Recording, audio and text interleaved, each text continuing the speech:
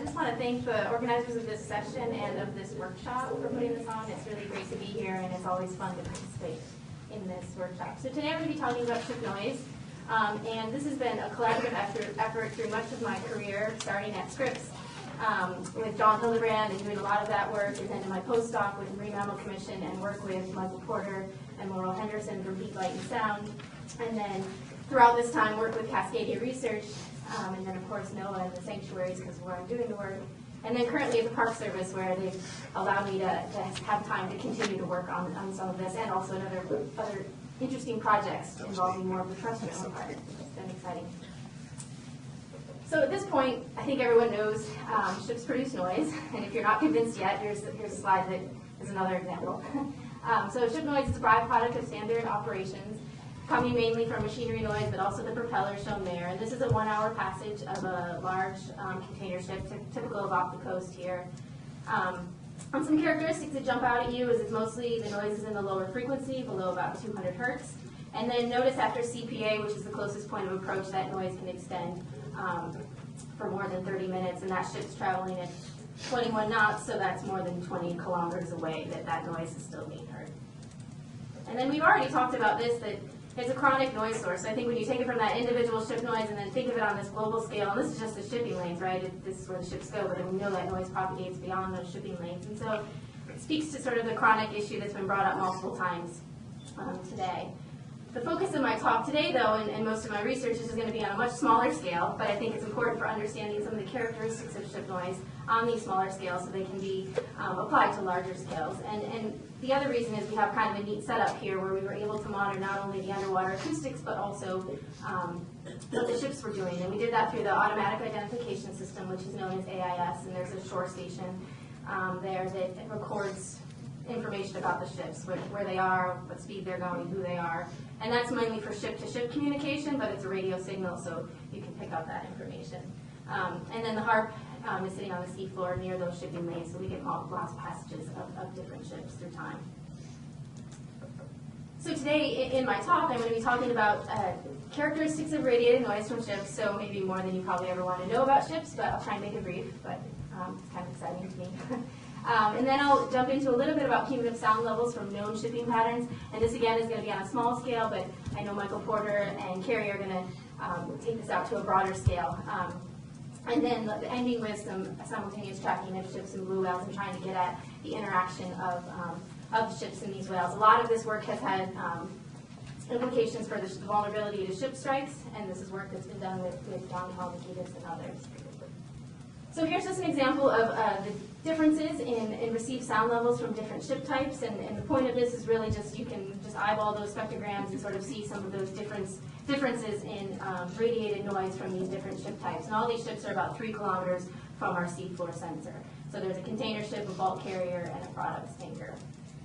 Another way to look at this is looking at how long and how far, because remember we know the speed of the ship, so we can convert that time index into distance, that the ship noise is above background, and that's just showing you again the diversity or the differences between these different ship types, particularly the bulk carrier, which has a unique acoustic signature. And this is likely due to these ships have different designs, how they're moving through the water is different, and so a lot of these differences are likely due to that. But when we try and look at this in terms of, well, what is the variable that leads to more noise, one of the common ones is ship speed. And this is just a plot taking all those ships and plotting them in the same space and looking at ship speed and the broadband source level estimate. And it's kind of a splattering of dots there. The size represents how big the ship is. And basically, there's not a direct relationship here. And you might see some patterns within a given ship type, which makes sense because of the ship, their design is similar. But particularly the bulk carriers and the container ships, there's some variability in what the source levels are of those ships that doesn't seem to be related to speed. So container ships are the most common ship that you'll see off the coast of Southern California. So we had a lot of those ships we could measure. And so we had over 500, I think close to 600 individual ship passages that we were able to look at in sort of a statistical framework to say, well, what are some of the relationships that lead to the increased noise levels or source levels? And so we took a generalized additive model approach. Not going to get into the modeling side of things, so you have to take me on this, but the modeling results showed that there was predictor variables explaining not all of the variance, but a decent proportion of it. And some of the variables that came out important are speed, length, month, and wave height. And so those are sort of the results of the model down there. Speed makes sense when we're looking just within one ship type. If you increase the speed, you increase the source level of that ship. Design characteristics, there's also the relationship of the length of the ship. The month one is interesting. So for these source level estimates, we just assumed the same propagation for all the ships. And that's mainly because we didn't know the propagation characteristics at those individual ship passages, because it was very much an opportunistic approach. But we put in a variable there that we hope to capture some of that variability related to the month of the year, because we have different sound speed profiles during that time. And then the other one, the oceanographic conditions, which I threw in there because I was like, well, maybe these will, come out as important, and you can think oceanographic conditions as the ship's moving more in a more dynamic ocean, you create more noise. So just some results of those models. But let's just take ship speed and sort of look at that for an individual ship that passed multiple times. And that relationship sort of pops out there, where we have ship speed and ship source level for a given container ship that passed by our instrument multiple times.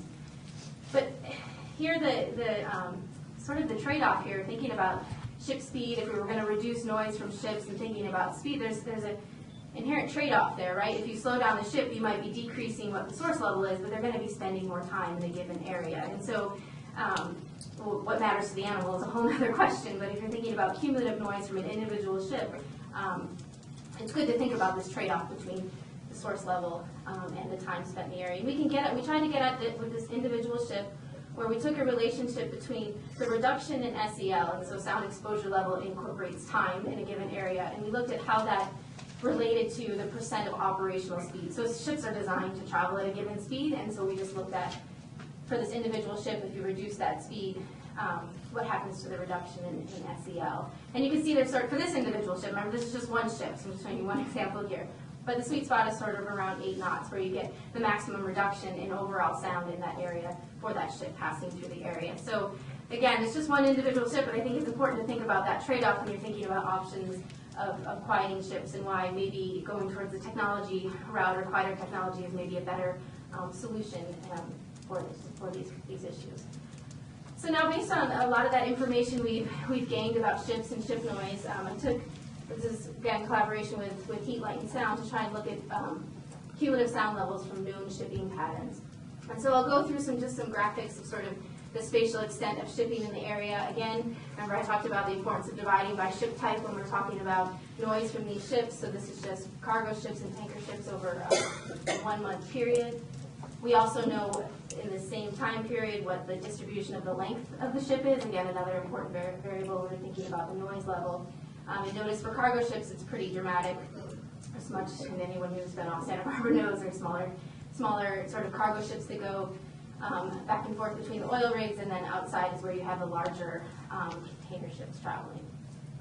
And then again, we can look at this at speed, and this shows you some differences in speed, where cargo ships, the larger, faster ships, are traveling south of the islands. And in some of these graphics, it might be different from the one I showed you originally. There's been some changes in shipping traffic off the coast here due to air quality regulations, and also just declines related to the economy. So these are some later data than the earlier ones I saw you, where most of the ships are traveling south of the island. So we took this information and a bunch of information about the acoustic propagation characteristics of the environment. So looking at the sound speed profiles, we looked at different data sets for that, and then also the sort of bottom characteristics for this region. And using propagation models, and this is the normal modes model, and this is just showing you the results for this area. If you were to take all of those ships and sort of propagate them through this environment with their source levels, you get sort of this cumulative noise or time average noise level, which Mike will show on and Carrie will show on a much larger scale, but this is sort of a smaller scale example. And we tried the model with just 3 source level categories, and then we tried it with a whole list of them, because we knew what the speed and the size was, and we sort of, not surprising, right? The faster, larger ships went south of the island, they're the louder ships. So you can see how that pops out when you actually include more specifics about those individual source levels. The other thing we were able to do is look at different temporal scales, and so that was 1 month I just showed you. This is 1 day, and so you can see the shipping traffic over in the left-hand corner during that day, and then what that translates to in terms of the noise levels over that day. So that's one point of the slide. The other point is we do have empirical measurements from some of these sites in the region, and we could compare what we predicted based on the models and what the empirical measurements were over that same time period. And you can see that for both sites, the predicted was an underestimate of what was there, and I think, well, there's 2 points here. One is that ships aren't the only thing making noise in the ocean, right? So as we've just learned, so that's probably a component to this. And then for the site that's south of the island, there's such a big discrepancy, likely because they were only looking at local traffic, and as we know, ship noise propagates from greater distances. So this is one of the problems of looking at it on too small of a scale, is you're missing some of that additional noise that's actually in this environment that we're looking at. So on to a little bit about how we're looking at ships and whales and how they're interacting. This is just showing you an image of a whale, blue whale with a tag on its back. So this is some of what Brandon talked about earlier, similar technology of monitoring ships in the presence, monitoring whales in the presence of ships.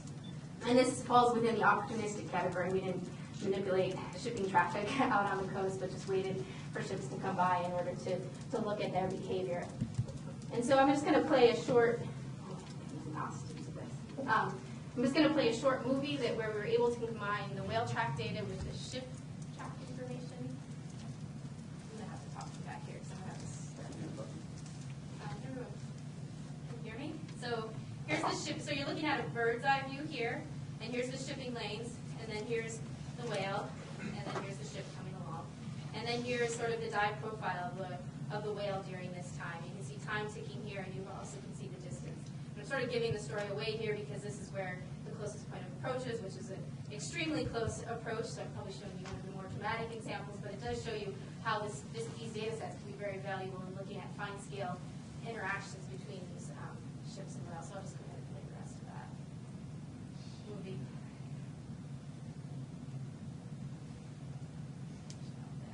So, and we have some examples. So this is taking the data after we have the ship information and the whale information and combining it back together in space and time. But we have some examples where we are visually observing and then have those two data sets there too. So it's kind of a unique combination of data. And the tag that we're using here is the Mark 10 tag. So we only have the dive profile. So we don't have all of the fine scale information about their dive behavior, but we do have some indication that there seems to be that dip dive that correlates with the close passage. Other observations we've had during these close ship encounters, one result in itself is that we've witnessed, I think we're up to 40 close approaches within 5 kilometers, and so just that sheer number of these close encounters between ships and whales means that it's occurring often. Some of the behavioral changes we've noticed are increase in surface time, and those red dots are showing you where the ship came by and then where the whales seem to have this extended surface period afterwards.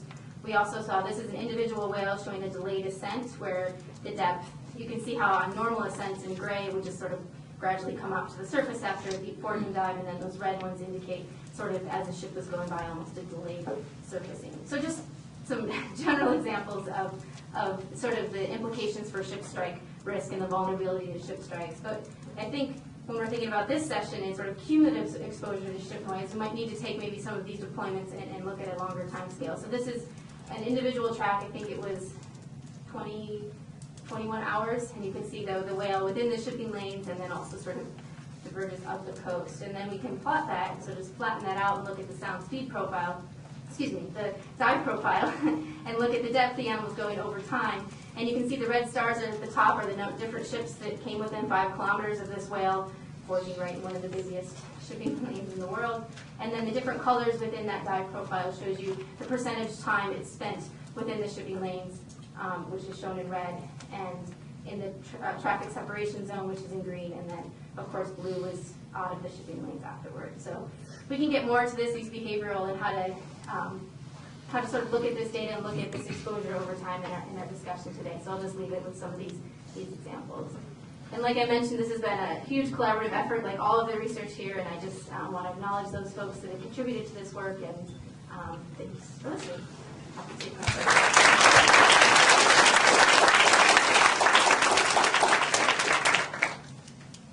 Megan, you mentioned that you tracked something like 40-odd encounters within 5 kilometers, and you showed the one dramatic one up there.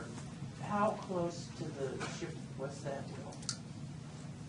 So that one came within 100 meters. Now there's some error on the position, not so much the ship, but the whale. So you could say that was probably within 200 meters of that passage. And we have some where we saw within 200 meters, where we saw the ship go by and we were not too far away and measured those distances. So those are sort of the closest we've documented, and then out to 5 kilometers. So there's a handful of those that are less than a kilometer. I don't remember. I don't remember how many of the fraction those are. But. And that dive looked sufficient to get under the boat, which seemed like what it had done here from that. And we took this a step further, and we started to look at, well, okay, there's a relationship here, and if the animal that's an avoidance behavior. There's limitations to that avoidance behavior. How fast can it sink? Depends on how fast the ship's, moving, and then what the distance that and the ship's detected, and it starts to sink dive. So we did some simulations trying to look at if a ship was going different speeds, what would be that sort of interaction between those variables. And I'm happy to talk more about some of that work maybe offline.